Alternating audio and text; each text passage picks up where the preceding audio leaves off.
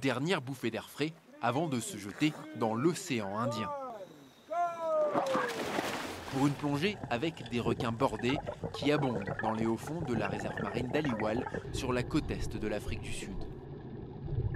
Pour ce groupe, c'est la première rencontre avec des requins.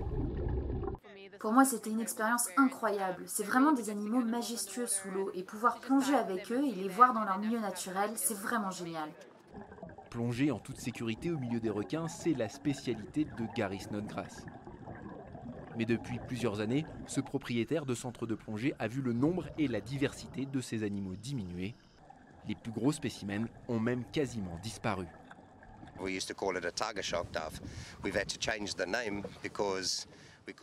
Avant, on appelait ça une plongée avec les requins tigres. Mais on ne peut plus l'appeler comme ça parce qu'on voit les requins tigres tellement rarement. Leur nombre a vraiment diminué drastiquement ces 2 dernières années. Et pour quelle raison?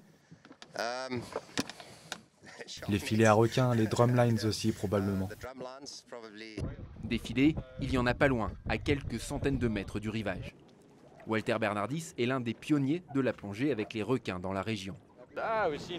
On a vu plein de requins morts dans ces filets, des tortues aussi, des dauphins, il y a même des requins-baleines qui ont été pris. 212 mètres de long pour 6 de large, le système n'empêche pas les requins de passer en dessous ou à côté. Il n'a qu'un objectif, les prendre au piège. Ce sont tout simplement des pièges mortels. C'est un système passif installé en mer et tout ce qui passe la tête dedans va mourir.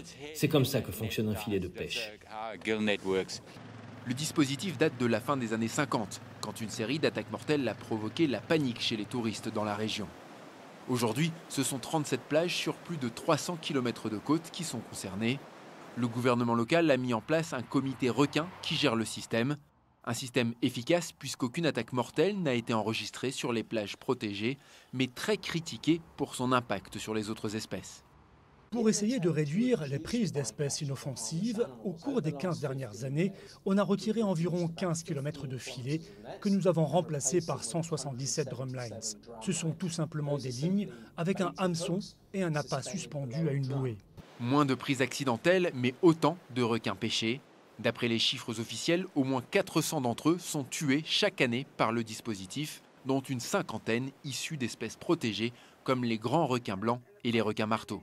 Pour la directrice de l'ONG Wild Oceans, le message envoyé « Tuer des requins pour protéger les baigneurs » est archaïque.